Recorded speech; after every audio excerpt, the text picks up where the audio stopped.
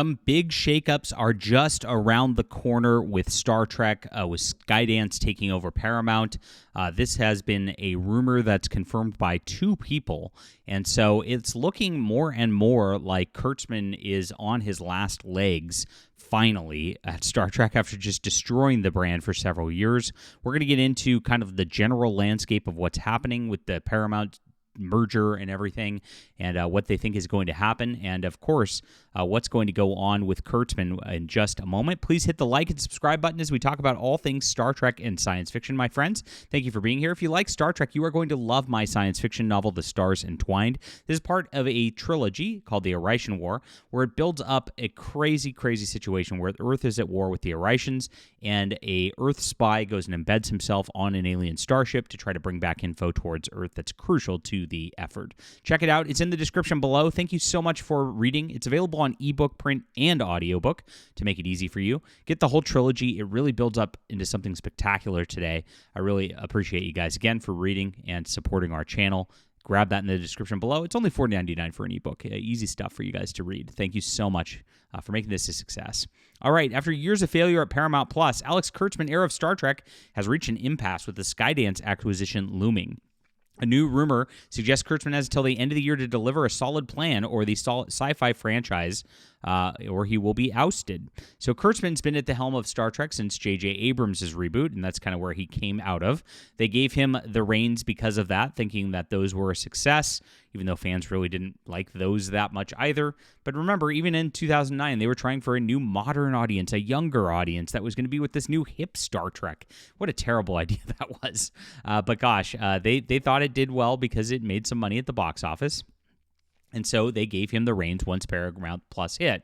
And it seemed like an easy thing. Discovery was supposed to be set during the Klingon War before the original series. They've been building a fan series about this for years. It was going to be called Axanar. And so, of course, Paramount axed Axanar pretty hard with some cease and desist when that was being built. And you thought, okay, we got a Klingon War. This is going to be vintage Star Trek, very easy to just not screw up. And sure enough, they screwed it up very, very badly, so much that they decided to time jump into the future just so they could get away from all of the continuity headaches. And it actually made things worse when they did so. It was very, very weird when that happened. Discovery's ratings were very, very low. People did not like it. It was not well received. It got worse as the show went along. And it was canceled. It was supposed to go 7 seasons. It went 5. They wrapped it up real quick, and they decided to spin it off into Starfleet Academy for some reason. They really think that they could try the comic book thing where, if we started over with an all-new #1 first issue, now people will tune in. But nobody wants to tune into a Starfleet Academy show featuring the fat redhead chick or one of the admirals from Discovery to try to continue along their story. I mean, nobody wants that. It's really silly. Nobody likes that future. People are writing it off as an alternate history now. They're trying to say that it's not real because of a Lower Decks multiversey thingy. But that's definitely some fan cope hoping that they can bring Star Trek back at this point. But I just don't think it's going to happen under Kurtzman. Of course, they doubled down with a Section 31 TV movie. This was supposed to be a full TV series. You got to remember. And it bombed. It was one of the worst rated shows ever on Paramount Plus. On top of this, critics panned it even on like the mainstream stuff, which Discovery didn't suffer from, but this did. And so you know that the writing's on the wall, that like they're out of ideas, it's not going well, when it's very, very simple to fix this. None of this like dark, edgy action Star Trek works ever. I don't know why they keep doing it, and they keep doubling down on it. It's not just Kurtzman. It's been going this way since the 90s. Like with First Contact, they wanted to make Star Trek into an action franchise, and First Contact worked fine. But like as they progressed into that and delved into that, they kind of just ruined the beauty of what Star Trek was and what the Next Generation was. It's very sad. But oh well, they can't help themselves. So now it looks like there is some information that things are going not well for Kurtzman. We heard earlier this year that Kurtzman was going to be up with his contract in July. and that he might be out at that point. Now, with the Skydance merger happening, all this has been punted a little bit. If you don't know, Paramount is in bad financial trouble, and so Skydance is looking at taking them over, and they're being blocked by the feds right now, but they're working through that, and everybody expects that's going to go through at some point. Skydance has actually set up offices within Paramount. They're learning the business now. They're learning what's going on with these franchises and the like. I've heard Skydance in particular was not happy with Section 31. They don't have faith in it. They don't really think that Starfleet Academy is going to go anywhere either, which is also going to be a big failure. We know that. Nobody wants a Starfleet Academy show, let alone with this setting. And so it's a ridiculous thing that they're trying to push already. So these are going to be out the window. Now, what's interesting on this level is they are planning Strange New Worlds to be 5 seasons as well, just like Discovery. This is a pretty simple thing that they can probably get produced and out before any Kurtzman era kind of ends at this point. And Strange New Worlds actually has better ratings than the other Star Trek shows that he's done so far, because it does actually have some of the feel of Star Trek. It's I wouldn't say it's the best, but it is the best of the Kurtzman era for sure. And so season 4 is already done. Season 3 is coming out this year, and so they just have one more season to go, and they only do 10 episodes, so it's something that they could definitely get primed and ready before all this ends. Now, they're trying to get a Starfleet Academy Season 2 going already, too. We'll see what happens on that level. Now, with all these shows kind of coming and wrapping up and coming to an end, the Star Trek franchises are kind of dead and gone at this point. And so what Paramount is saying now, at the behest of Skydance, is that Kurtzman really needs to up his game and produce something that they believe is going to be a success in order to keep his job. And so they've given him to the end of the year, according to these inside sources, in order to do so. And he has to come up with 3 viable pitches, which is a little harder than it sounds, because, with Star Trek, there's pitches and then there's pitches. And part of the problem is you kind of have to get some actors attached to things in order to get things going. They were trying to do a 7 of 9, Captain 7 of 9 show that was going to spin out of Star Trek Picard, and Jerry Ryan didn't want to do it, so they weren't able to get that going. That might have fared better than a lot of this stuff just because of the member berries at that point. But I, again, wouldn't trust that to be going very well.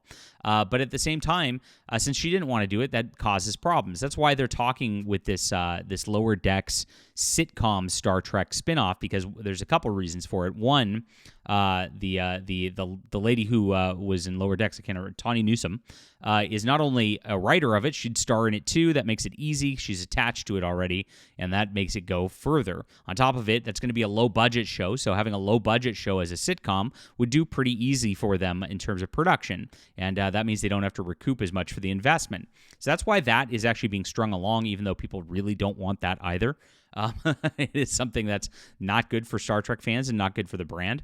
But he needs to come up with more shows, basically, for them to be able to exploit for their Paramount Plus network in order to try to right the ship, basically, with what's going on with the Paramount losses here.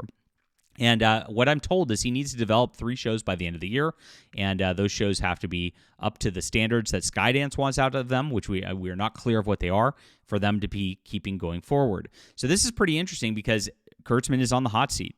This is something where they've talked about it. Again, there were rumors already that he was going to be up in July, that they understood that Section 31 was going to be a failure. I mean, they were looking for the ratings of that first, but it looks like he's convinced Skydance to actually give him a little more time, to give him one last shot at trying to right this franchise. Now, I don't think that he's going to be able to do it. If anything is clear, Kurtzman does not understand what makes Star Trek and what makes fans of Star Trek at all.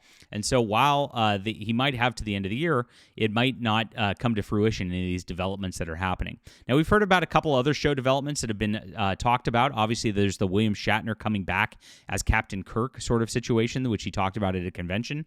Obviously, they would love that because they know that just if William Shatner shows up, that's going to get butts in the seats for sure to watch the show just because he's in it.